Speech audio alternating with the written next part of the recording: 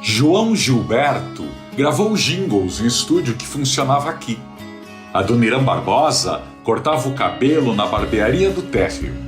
O estúdio de Hollywood MGM, a Metro, fazia exposições de pôsteres dos filmes na entrada. Cândido Portinari decorou o saguão com seu maior mural abstrato. Tinha galerias de arte e livrarias. Nesta passagem, entre a Barão de Itapetininga e a Dom José de Barros, cortavam atalho Tarsila do Amaral, Assis Chateaubriand, Gregory Warchavchik, Heitor dos Prazeres, Artacho Jurado e Lina Bobardi. Sim, todos eles caminhavam por aqui. O primeiro projeto que Oscar Niemeyer fez para a cidade de São Paulo, ainda em 1950. Às vésperas de completar os 70 anos de inauguração, em 1953, o edifício Galeria Califórnia está recuperando seu papel de aglutinador de artistas e de designers, fotógrafos, ourives. Há mais de 20 artistas já ocupando o edifício Galeria Califórnia, na Rua Barão de Itapetininga, uma das ruas mais históricas do centro de São Paulo. Ali há ateliês, estúdios e lojas. Esse número pode crescer. Neste episódio do São Paulo nas Alturas, vamos falar desse potencial do novo centro criativo da cidade.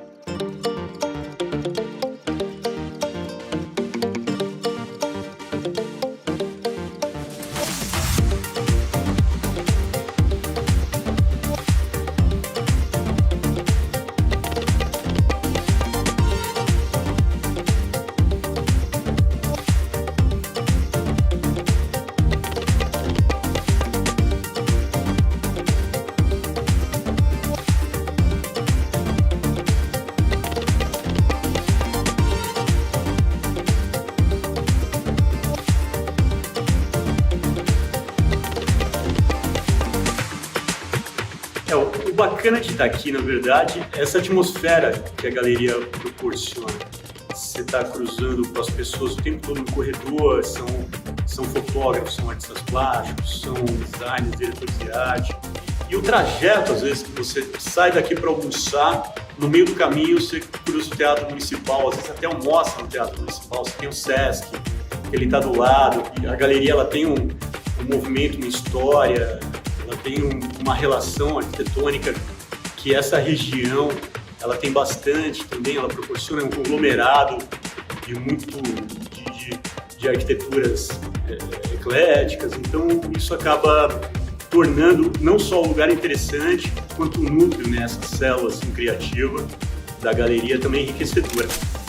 O cinema foi aberto só em 1962.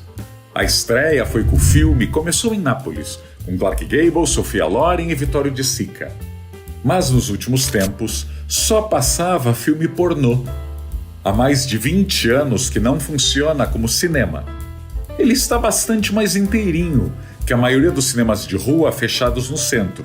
O enrosco judicial ainda não foi desenrolado entre o condomínio e uma universidade privada que alugava o lugar.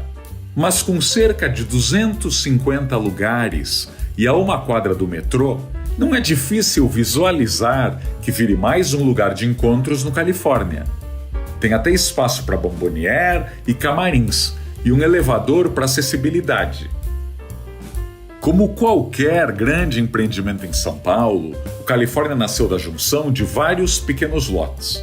Nem todos quiseram vender, o que deu esse formato inusitado ao conjunto.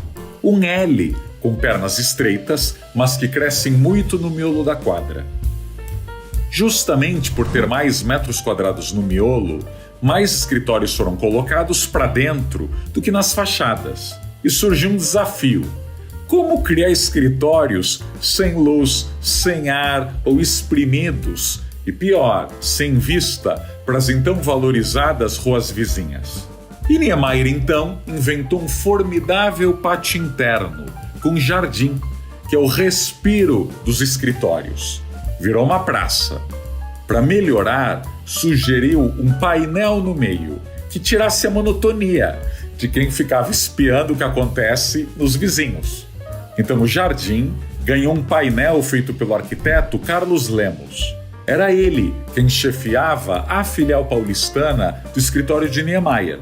Lemos tinha apenas 25 anos quando virou o braço direito e o esquerdo do carioca aqui, mas também é artista plástico.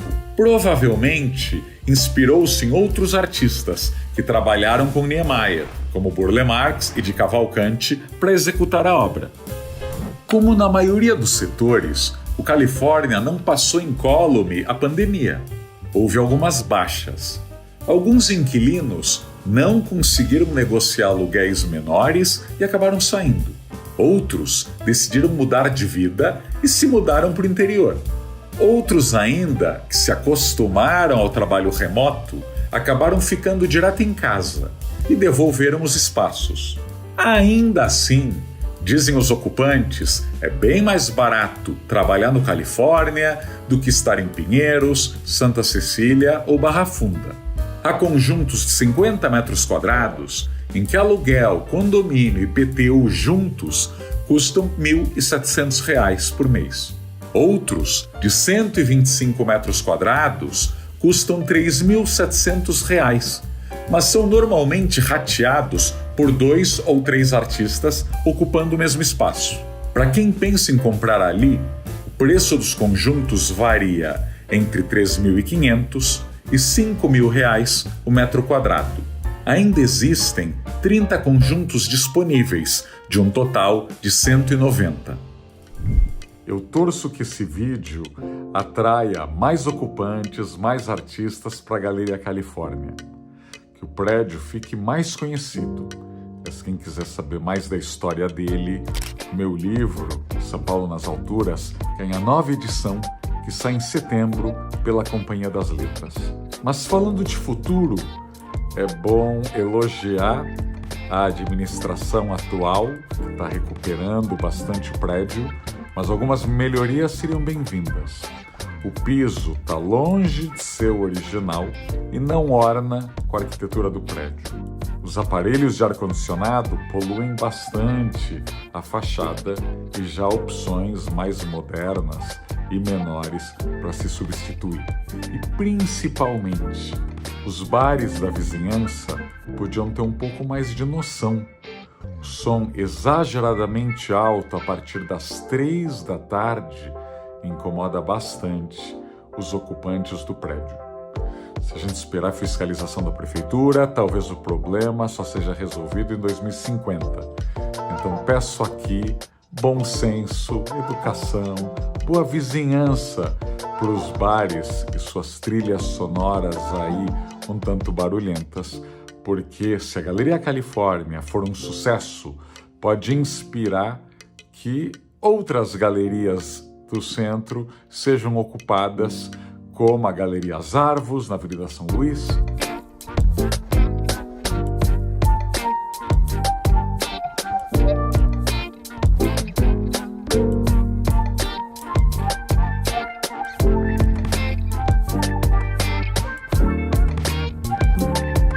A Galeria 7 de Abril, na rua do mesmo nome, ou a R. Monteiro.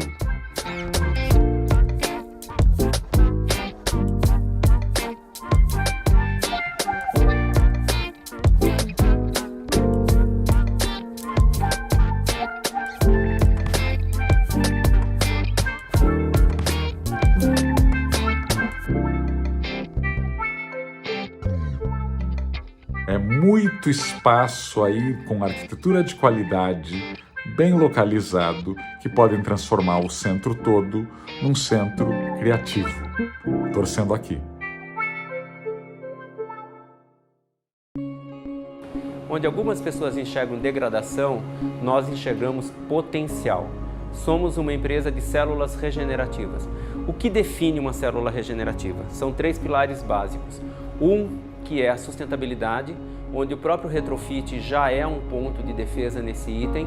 2, onde a gente mantém um diálogo constante do prédio com o entorno, respeitando cada vivência que nos rodeia. E 3, nossa principal meta, que é sobre pessoas, onde a gente consegue intervir de forma positiva, interagindo com esse entorno. Conheça o nosso trabalho em somauma.com.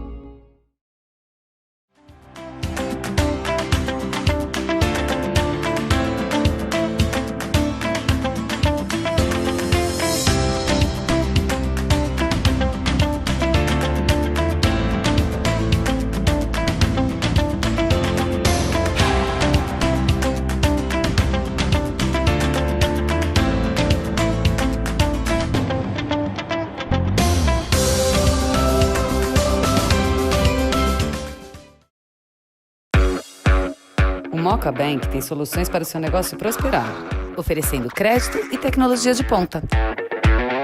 Junto com a Moquininha, suas contas voltam a ficar ok e você consegue a tão sonhada estabilidade financeira. Conheça mais!